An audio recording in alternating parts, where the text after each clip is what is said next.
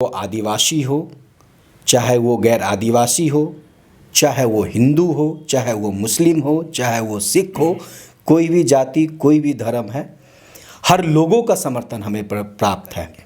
हमारे बिहार की बात करें, आप बिहार से बिलोंग करते हैं, वहाँ पर स्थानीय नीति का आधार खतियान ही है और यहाँ पर भी लोग खतियान की ही बात कर रहे हैं, तो इससे किस तरह का वास्ता रखता है राजद? देखिए, जोहार, लोकल खबर में आपका स्वागत है। मैं हूं सुभाष शेखर।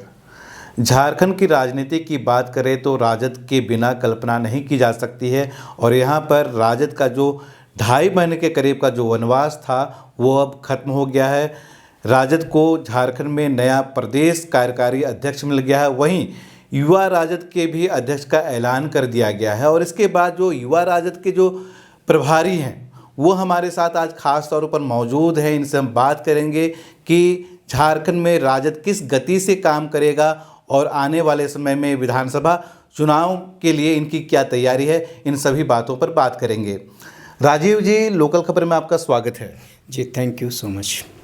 बताएंगे, 2.5 महीने का वनवास खत्म हो गया है, काफ़ी उलझन था, कई सारे मुद्दे छूट जा रहे थे, कुछ कमी सा खल रहा था। देखिए, उलझन नहीं था और मुद्दे भी नहीं छूट रहे थे। मैंने पहले भी कहा है, संगठन रहे, अध्यक्ष रहे या ना रहे, राष्ट्रीय जनता दल के कार्यकर्ता, युवा राष्ट्रीय जनता दल के कार्यकर्ता जब कभी भी किसी भी तरीके से मुद्दे आया है वो सड़क पे उतरे हैं। अब जहाँ तक रहा, ये बात सच है कि संगठन हमारा बन चुका है। युवा राष्ट्रीय जनता दल के अध्यक्ष पुनः हम लोगों ने रंजन यादव जी को सौंपा है। इससे पहले भी उनका कार्य बहुत ही अच्छा रहा है और जितने भी जिला में अध्यक्ष की नियुक्ति हुआ है वो ज़िले में जा के अध्यक्षों को नियुक्ति पत्र दिए हैं। अभी हम लोगों का सदस्यता अभियान भी चल रहा है और हम लोगों का ये लक्ष्य है कि हर बूथ पे हम पहुँचें और इस लक्ष्य को हम लोग निश्चित तौर पे पूरा करेंगे, क्योंकि आज का जो युवा है वो तेजस्वी यादव जी के देख रहे हैं अपने भविष्य के रूप में और तेजस्वी यादव जी उनके उम्मीदों पे खरे भी उतर रहे हैं। तेजस्वी यादव की जब बात करते हैं तो बिहार की राजनीति की बात होती है, लेकिन झारखंड में काम करने के लिए ग्रास रूट लेवल पर काम करने की ज़रूरत है। तो ऐसे में राजद का क्या प्लान है, युवा राजद क्या सोचता है, कैसे काम होगा और पार्टी कैसे बढ़ेगी और मजबूत होगी? देखिए, राष्ट्रीय जनता दल बिहार की पार्टी है ऐसा नहीं है। हमारा संगठन हर एक जगह पे है। जैसा कि मैंने कहा, 22 से 23 राज्यों में हमारा संगठन है। छत्तीसगढ़ में हमारी बहुत अच्छी संगठन है, महाराष्ट्र में है, उत्तर प्रदेश में है, उड़ीसा में है, केरला में है, तमिलनाडु में है, कई राज्यों में संगठन है। जहाँ तक झारखंड की बात है, निश्चित तौर पे झारखंड में हम लोगों का विशेष ध्यान है। इससे पहले भी हम यहाँ पे बहुत ही मजबूत रहे हैं। आने वाले समय में भी हमारी जो पुरानी जो स्थिति थी उसको हम वापस लाएंगे, क्योंकि बिहार से अलग होने के बाद हमारी जितनी भागीदारी थी वहाँ पे, यहाँ पे उतनी सीटों पे हम चुनाव भी नहीं लड़ते थे।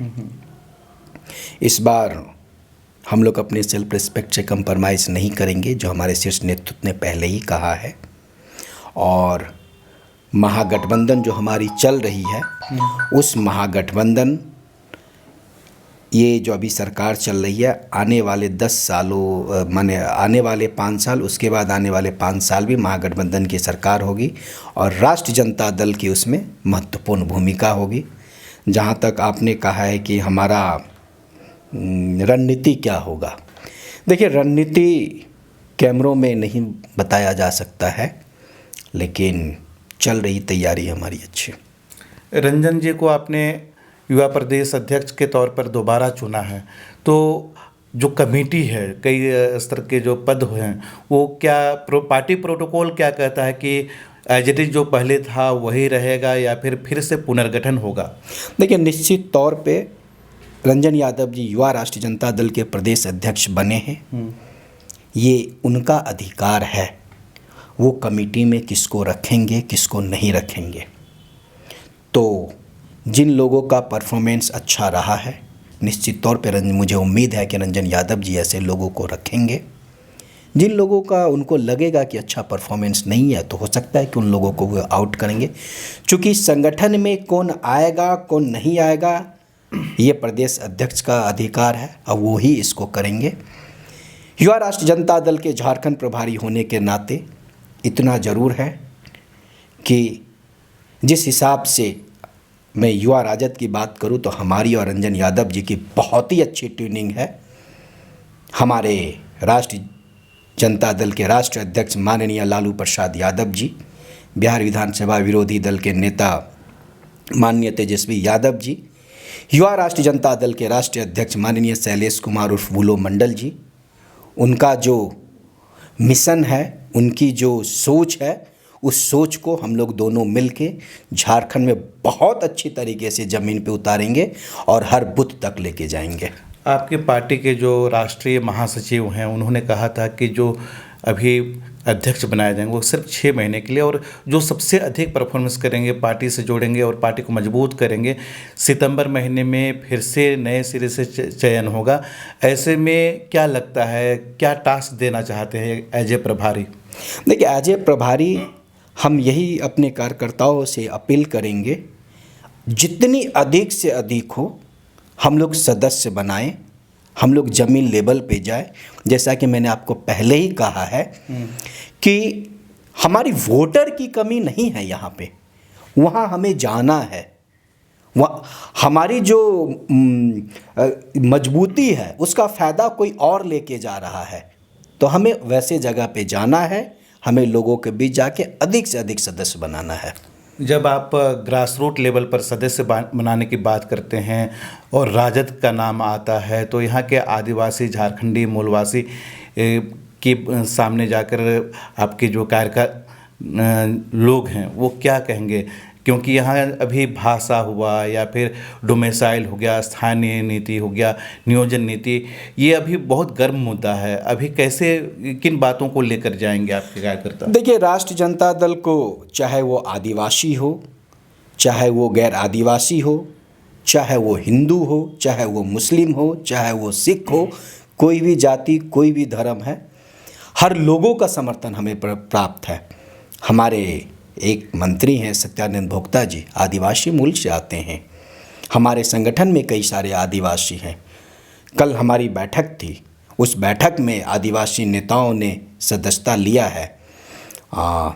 तो आदिवासी का भी जुड़ाव हमारे पास है। हर जाति, हर धर्म, हर संगठन, हर तबके के लोग हमसे जुड़े हुए, क्योंकि राष्ट्रीय जनता दल कभी भी जाति, धर्म, मजहब देख के राजनीति नहीं करती है। राष्ट्रीय जनता दल राजनीति करती है जो दबे कुचले हैं, जो पिछड़े हुए हैं, जो शोषित हैं, उन लोगों की राजनीति करती है और ऐसे लोग हमसे जुड़े हुए हैं।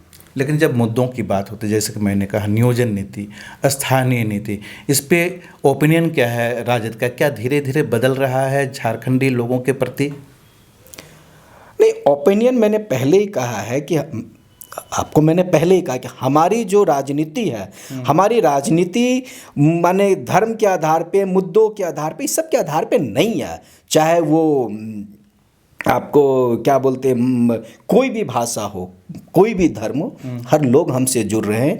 और जो हमारा जो विचारधारा पहले था वो विचारधारा अभी भी है। हमने कभी भी अपनी विचारधारा से समझौता ना किया है, ना करेंगे।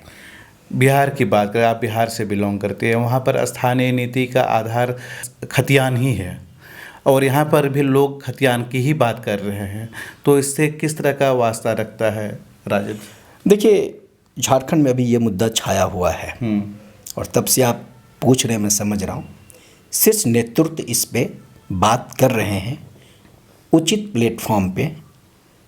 मैं युवा राष्ट्रीय जनता दल के राष्ट्र प्रवक्ता हूँ, झारखंड के प्रभारी हूँ, युवा हूँ। आप मुझसे रोजगार के बारे में पूछिए, आप मुझसे पूछिए कि देश में महंगाई क्या है, उसके बारे में। हम युवा हैं, हम पॉजिटिव सोच के साथ चलते हैं। जिस मुद्दे की आप बात कर रहे हैं, हमारे शीर्ष नेतृत्व उचित प्लेटफॉर्म पे इसकी बात हो रही है। अभी अभी यूपी चुनाव खत्म होने वाले हैं, तो इसमें युवा राजद जो है या फिर राजद की बात करें, किस रूप में देखता है, क्या परफॉर्मेंस रहेगा? उत्तर प्रदेश में पिछले 5 सालों में योगी बाबा ने जिस तरीके से लोगों को ठगा है, योगी बाबा ने जिस तरीके से वहाँ पे ध्रुवीकरण किया है, लोग उस चीज़ को जान चुके हैं। लोगों को रोजगार चाहिए, लोगों को विकास चाहिए, लोगों को वहाँ पे 5 सालों में एक लड़की को रात के अंधेरे में जला दिया जाता है। ये निकम्मा मुख्यमंत्री बैठा रहता है, उसे दर्द नहीं है। क्यों? माफ कीजिएगा, ऐसे शब्दों का मैं यूज नहीं करता हूं, लेकिन जिसका परिवार ना हो, जिसका बेटी ना हो, वो क्या जाने बेटी का दर्द। ये नरेंद्र मोदी को क्या पता है कि बेटी क्या होता है, परिवार क्या होता है? ये योगी आदित्यनाथ को क्या पता है कि बेटी क्या होता है, परिवार क्या होता है? जिसके पास होता है उसे पता है। उत्तर प्रदेश में जिसको हाथरस का घटना याद होगा, वो योगी को क्या बोलते हैं, वोट देने जाएगा? क्या बात कर रहे हैं आप? कभी जाइए उत्तर प्रदेश में, देखिए जनता का क्या आक्रोश है। वहाँ पे भारतीय जनता पार्टी को भगाया जाता है। मैं एक वीडियो देख रहा था, उस वीडियो में जब मुख्यमंत्री जी गए थे प्रचार करने के लिए, बाबा जी, लोगों ने कहा कि रोजगार कहाँ है? कितने दिनों तक आप लोगों को बहलाइएगा हिंदू मुस्लिम इस चीज़ों में? नहीं, आप उस चीज़ से आगे निकलिए। और मैं आपके चैनल के माध्यम से युवाओं को भी कहना चाहता हूँ, अभी अगर हम नहीं संभले, आने वाला समय भयानक होगा। देश में जो नफ़रत पैदा किया गया हिंदू मुस्लिमों को, इस चीज़ को अगर कम नहीं किया गया, आने वाला पीढ़ी हमें माफ़ नहीं करेगा। हो सकता है कि अभी अगर आप नहीं सुधरे तो आपका देश सिविल वार की तरह जा रहा है, और आपके बच्चे पूछेंगे कि पापा, जिस टाइम में देश में ये हो रहा था तो आप क्या कर रहे हैं? लेकिन मुझे खुशी है कि मैं ऐसे पार्टी का सदस्य हूँ कि जब मेरे बच्चे कहेंगे तो आंख में आंख मिला के कहूँगा, जिस टाइम में इस टाइप के जो फासिस्टवादी है जब देश को जलाने का काम कर रहे थे, उस टाइम में हमने ऐसे लोगों का विरोध किया था। यूपी चुनाव की तो बात हो गई, लेकिन अब यूपी चुनाव के बाद बिहार चुनाव की भी तैयारी हो रही है आप लोगों की। लेकिन आपके जो सुप्रीमो हैं, आपके जो मुखिया हैं, वो झारखंड में सरकारी मेहमान बने हुए हैं। ऐसे में कोई फर्क पड़ेगा? देखिए, जब जब हमारे राष्ट्र अध्यक्ष माननीय लालू प्रसाद यादव जी, गरीबों का नेता, एक्टिव होते हैं ना, देश के प्रधानमंत्री नरेंद्र मोदी, बिहार के मुख्यमंत्री नीतीश कुमार के दिमाग की घंटी गुम जाती है। वो जानती है कि हम लालू यादव से पॉलिटिकली नहीं जीत सकते, इनको फंसाओ केस में। हैरानी होती है, अभी जिस केस का सज़ा सुनाया गया है, उस केस का जांच का आदेश देने वाला हमारे राष्ट्रीय अध्यक्ष माननीय लालू प्रसाद यादव जी थे। सज़ा किस किस को होती है, मैं जजमेंट पे कोई टीका टिप्पणी नहीं करूँगा, लेकिन यह सवाल तो उठता है, काहे कुछ आईएएस बच गए? ये सवाल तो उठेगा। जिस सीबीआई पे चार्जशीट पे सज़ा सुनाया गया है, क्या वो नीट एंड क्लीन था? जजमेंट तो होता है, जज के सामने आप जाइए, वहाँ पे जो आप चार्जशीट देंगे उसके आधार पे फैसला होता है। लेकिन सीबीआई किसके इशारों पे काम करती है, ये किसी से छिपा हुआ नहीं है। लेकिन बड़ी दुख की बात है, लेकिन आप किसी व्यक्ति विशेष को कैद कर सकते हो, विचारधारा को कैद नहीं कर सकते हो। 2020 का विधानसभा चुनाव में हुआ था, 10 से 12 हज़ार वोटों का अंतर है अभी की जो वर्तमान वहाँ की जो चोर दरवाजे से जो सरकार बनी है उनकी और हमारी। और 25 से 30 सीट हमें हराया गया। मुंगेर विधानसभा का एक ऐसा सीट है जहाँ पे 2 बूथ की काउंटिंग ही नहीं हुई। ऑन रिकॉर्ड है ये, इलेक्शन कमीशन के साइट पे है ये। लेकिन जब सैया होए कोतवाल तो डर काहे का। लेकिन सत्यमय उजयते, पाप का घड़ा जब फूटता है बहुत अच्छे तरीके से फूटता है। इसी तरीके से जब पिछली बार बीजेपी की सरकार थी, इंडिया साइनिंग में ये लोग गए थे, लेकिन क्या उसका हर्ष हुआ वो आपने देखा। वही आने वाले समय में भी होगा। एक समय था जब झारखंड में जब भी सरकार बनती थी तो लालू यादव किंग मेकर की भूमिका होते थे, लेकिन अभी सिर्फ एक सीट है। तो क्या जब 2024 का चुनाव होगा तो फिर से राजद किंग मेकर की भूमिका होगी? वो क्या तैयारी होगी? देखिए, किंग मेकर की भूमिका में इस बार भी हम लोग थे। कई ऐसे सीट थे, मैं उन सीटों का नाम नहीं लेना चाहता हूँ, लेकिन जितनी डिमांड हमारे नेता माननीय तेजस्वी यादव जी का था, उतनी डिमांड किसी नेता का नहीं था। इस बार भी हम किंग मेकर में थे। हमारे वजह से कई सीटें हमारे गठबंधन के साथ ही जीते हैं। बात रही राष्ट्रीय जनता दल की, एक सीट सच है कि हम जीते हैं, कुछ सीट हम हारे, बहुत कम वोट से हारे हैं। गोड्डा के सीट माननीय संजय प्रसाद यादव जी बहुत कम वोट से हारे हैं। देवघर का सीट हम बहुत कम वोट से हारे, छतरपुर का सीट हम बहुत कम वोट से हारे, हुसैनाबाद की सीट हम बहुत कम वोट से हारे हैं। किंग मेकर इस बार भी हम थे, क्योंकि वोटर हमारे जो थे इस बार भी थे। आने वाले समय में भी झारखंड में राष्ट्रीय जनता दल की अच्छी स्थिति आपको देखने को मिलेगी। चलिए, बहुत बहुत शुभकामनाएं।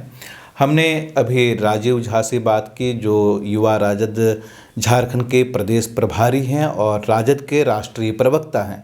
इनसे हमने जाना यूपी चुनाव के बारे में, बिहार के राजनीतिक हालात के बारे में और झारखंड में राजद के भविष्य के बारे में। अब देखना है कि आने वाले के दिनों में राजद झारखंड में क्या कुछ करती है, क्या कुछ चौंकाने वाली बातें सामने आती हैं। हर अपडेट देंगे। लोकल खबर से जुड़े रहिए।